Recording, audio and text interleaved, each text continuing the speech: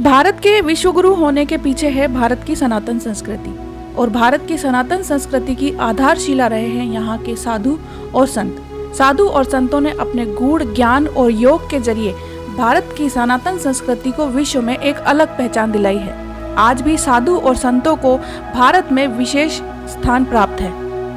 ऐसे ही एक संत थे स्वामी करपात्री जी। आज के वीडियो में हम करपात्री जी से जुड़ी एक विशेष घटना के बारे में बताएंगे। बात है 1965 की। तब भारत के लाखों संतों ने गौ हत्या बंदी और गौ रक्षा पर कानून बनाने के लिए एक बहुत बड़ा आंदोलन चलाया था। 1966 में अपनी इसी मांग को लेकर सभी संतों ने दिल्ली में एक बहुत बड़ी रैली निकाली। उस वक्त प्रधानमंत्री इंदिरा गांधी हुआ करती थी। गांधीवादी बड़े नेताओं में विनोबा भावे भी थे। विनोबा जी का आशीर्वाद लेकर लाखों साधु संतों ने करपात्री जी महाराज के नेतृत्व में एक बहुत बड़ा जुलूस निकाला था। इंदिरा गांधी स्वामी करपात्री जी और विनोबा जी को बहुत मानती थी।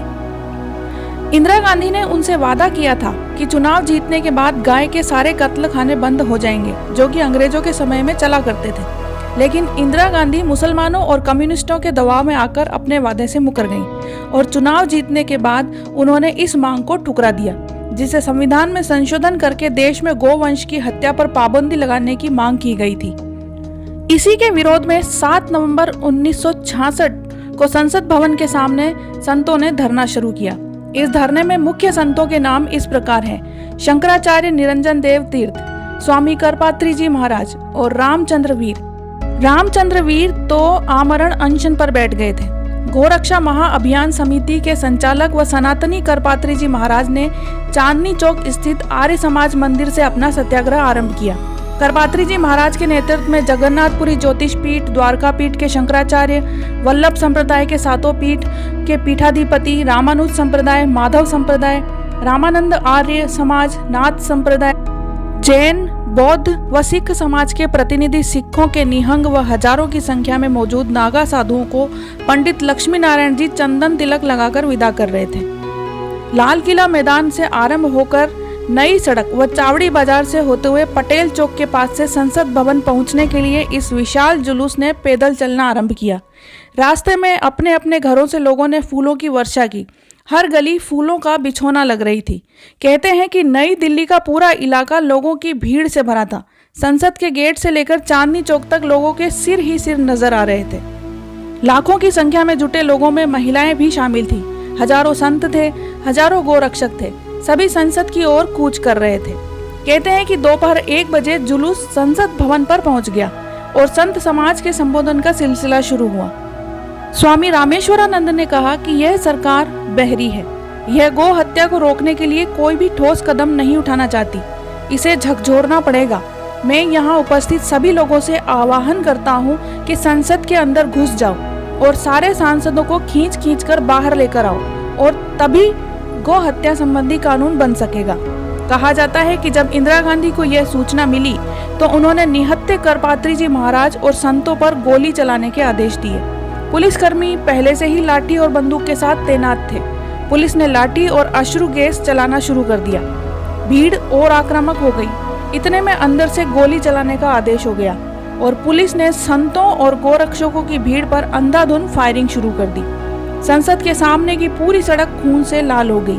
लोग मर रहे थे, एक दूसरे के शरीर पर गिर रहे थे और पुलिस की गोलीबारी लगातार जारी थी। माना जाता है कि एक नहीं, उस गोलीकांड में सैकड़ों साधु और गोरक्षक मारे गए थे। दिल्ली में कर्फ्यू लगा दिया गया, संचार माध्यमों को सेंसर कर दिया गया और हजारों संतों को तिहाड़ की जेल में ठूंस दिया गया।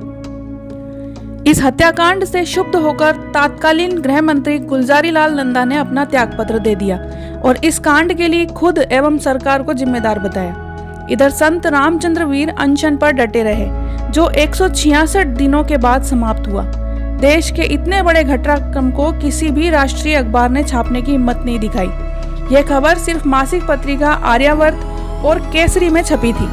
कुछ दिन बाद गोरखपुर में छपने वाली मासिक पत्रिका कल्याण ने अपने गो अंक विशेषांक में विस्तार पूर्वक इस घटना के बारे में जानकारी दी। इस घटना के बाद स्वामी करपात्री जी के शिष्य बताते हैं कि करपात्री जी ने इंदिरा गांधी को श्राप दे दिया कि जिस तरह से इंदिरा गांधी ने संतों और गो रक्षकों पर अंधाधुंध गोलीबारी करवाकर मारा है, उनका भी हश्र यही होगा।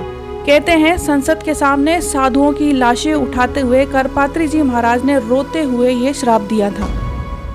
कल्याण ने उसी अंक में इंदिरा को संबोधित करके कहा था कि यद्यपि तूने निर्दोष साधुओं की हत्या करवाई है, फिर भी मुझे इसका दुख नहीं है, लेकिन तूने गो हत्यारों को गायों की हत्या करने की छूट देकर जो पाप किया है वह क्षमा के योग्य नहीं है।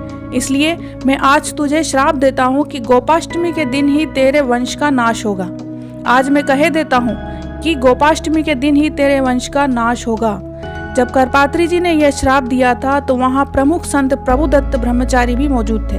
कहते हैं कि इस कांड के बाद विनोबा भावे और करपात्री जी अवसाद में चले गए थे। इसे करपात्री जी के श्राप से नहीं भी जोड़ें तो भी यह तो सत्य है कि श्रीमती इंदिरा गांधी, उनके पुत्र संजय गांधी और राजीव गांधी की अकाल मौत हुई थी। श्रीमती गांधी जहां अपने ही अंगरक्षकों की गोली से मारी गई, वहीं संजय की एक विमान दुर्घटना में मौत हो गई थी, जबकि राजीव गांधी लिट्टे द्वारा किए गए धमाके में मारे गए थे।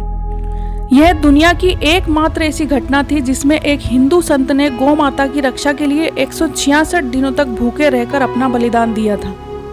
दोस्तों, ये थी एक सच्ची घटना साधु संतों के संकल्प की। आपको ये वीडियो कैसा लगा कमेंट करके जरूर बताएं। वीडियो पसंद आया हो तो इसे लाइक और शेयर करें। चैनल पर नए हैं तो सब्सक्राइब जरूर करें।